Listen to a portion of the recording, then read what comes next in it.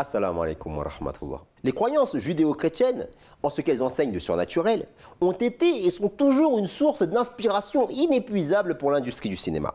Cécile B2000, qui fut l'un des tout premiers cinéastes à adapter la Bible sur grand écran, alla jusqu'à déclarer « Donnez-moi 2 pages de la Bible et je vous donnerai un film ». Dans le même temps, les véritables érudits de l'islam, à partir de l'Antiquité, ont commencé à se faire rares. Si bien que les pères de l'algèbre et de l'algorithme ont fini par laisser la place à des théologiens qui ont commencé à penser, par exemple, que la science profane était contraire à la religion.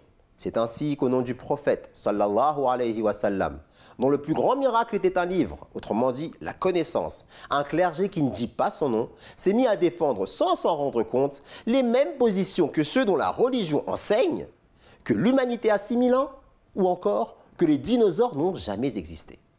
C'est avec cette approche littéraliste de la religion qu'on aborde souvent la question de la fin des temps, et tout particulièrement les questions qui ont trait à l'Antéchrist et à la descente du Messie, Jésus, fils de Marie, que la paix soit sur lui.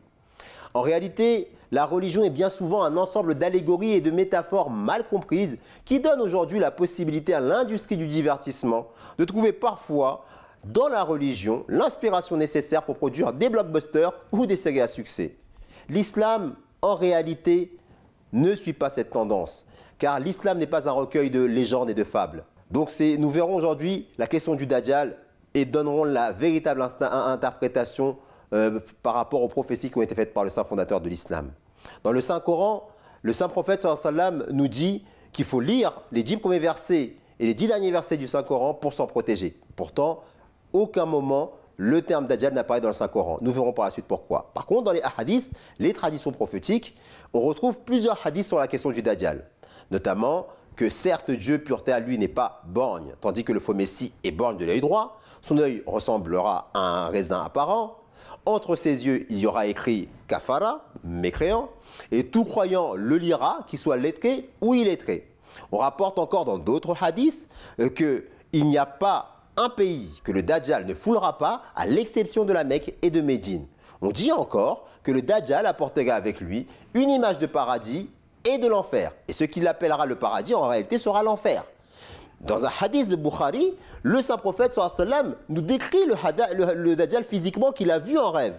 Il dit qu'il sera un homme au teint rouge, au corps imposant, aux cheveux bouclés et aveugle de l'œil droit, qui ressemblerait à un raisin saillant, son œil droit. Donc à partir de ces prophéties, certains décrivent le Dajjal comme une espèce de monstre qui est attaché quelque part sur la terre et qu'il apparaîtrait enfin libre à la fin des temps pour semer le chaos sur la terre en présentant l'enfer comme le paradis et le paradis comme l'enfer. Il démontrera des miracles comme le fait de ressusciter les morts ou bien découvrira les trésors de la terre et du ciel ainsi que la possibilité de faire pleuvoir comme bon lui semblera. Ce qui est étrange, c'est que lorsqu'on regroupe toutes les prophéties concernant ce sujet, on a tout et son contraire, si on s'en tient à une compréhension strictement littérale. Comme on l'a vu dans certains hadiths cités plus haut, il est parfois décrit comme un homme, parfois comme un monstre. Alors, est-ce que c'est un homme ou est-ce que c'est un monstre? Est-ce qu'on va devoir accepter certains hadiths et en rejeter d'autres? Cela me semble en réalité assez difficile, car tous les hadiths que je viens de citer sont contenus, je le rappelle, dans les recueils les plus authentiques, dont ceux de Muslim et Bukhari. Vous l'aurez compris, une approche littérale non seulement nous fait courir le risque de rejeter des paroles prophétiques, mais, encore une fois, dresse un portrait grotesque de la religion. Question, qui est donc le Dajjal? Tout d'abord, il faut se rappeler qu'on parle de prophétie, donc d'enseignement, qu'a reçu le saint fondateur de l'islam, que la paix et les bénédictions de Dieu soient sur lui, de la part d'Allah, sous la forme de rêves, visions ou révélations, c'est-à-dire susceptibles d'interprétation. En gardant cela à l'esprit, il devient donc maintenant facile de réconcilier d'apparentes contradictions. D'autant que parfois, l'envoyé d'Allah, que la paix et les bénédictions d'Allah soient sur lui, dit clairement qu'il s'agit de descriptions qu'il a vues en rêve, comme celui où il vit le Messie, que la paix soit sur lui, poursuivre le Dajjal autour de la Kaaba. Alors que dans d'autres traditions, le Dajjal ne foulera jamais la Kaaba. Le Dajjal en réalité est le nom d'un grand parti qui, par la force de son nombre, se répandra sur toute la terre. Et selon certaines autorités, c'est le nom d'un parti qui continue de se déplacer d'une partie du monde à l'autre.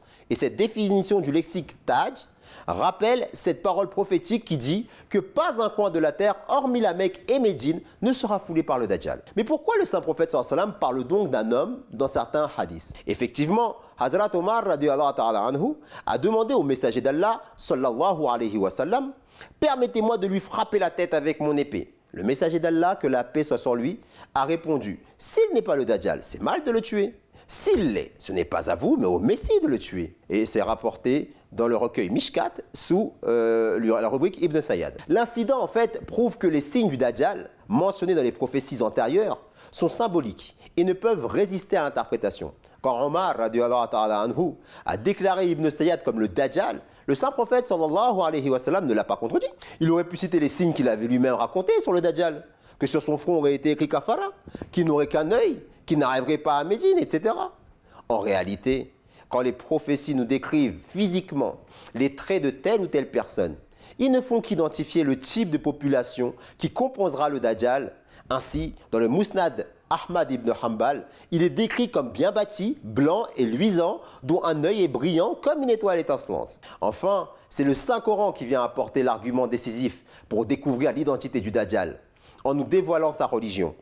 Puisque quand on lit les 10 premiers et 10 derniers versets de la Sourate Al-Kahf, encore une fois, on ne trouve mention nulle part de Dajjal. Et on nous a enseigné de lire ces versets pourtant pour s'en protéger. Mais on remarque par contre l'avertissement du Saint-Coran adressé à ceux qui prétendent que Dieu s'est pris pour lui-même un fils. Ainsi, le Dajjal représente les nations chrétiennes, et plus particulièrement le clergé du christianisme, qui a littéralement aidé les nations européennes à conquérir la terre entière, provoquant aux Amériques la quasi-extermination des Amérindiens, rendant étranger une civilisation ancestrale comme les aborigènes d'Australie dans leur propre terre, mettant en esclavage pendant 400 ans une bonne partie du continent africain.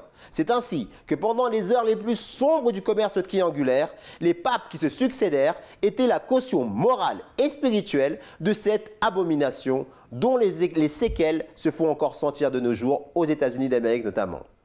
Voilà l'interprétation de l'œil droit, borgne de l'Antéchrist, qui sema la mort au nom du Christ qui était venu pourtant, lui, en tant que véritable messager du Tout-Puissant sur la terre pour enseigner la compassion.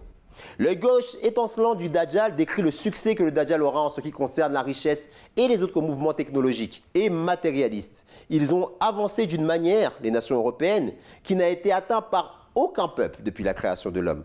Par exemple, les scientifiques ont mis au point des technologies qui les aident à trouver les trésors du monde et à avoir les armes qui peuvent détruire le monde entier. Ils ont commencé à modifier la création d'Allah avec des choses comme le génie génétique et d'autres formes de chirurgie. Tout cela tombe sous l'œil gauche du Dajjal.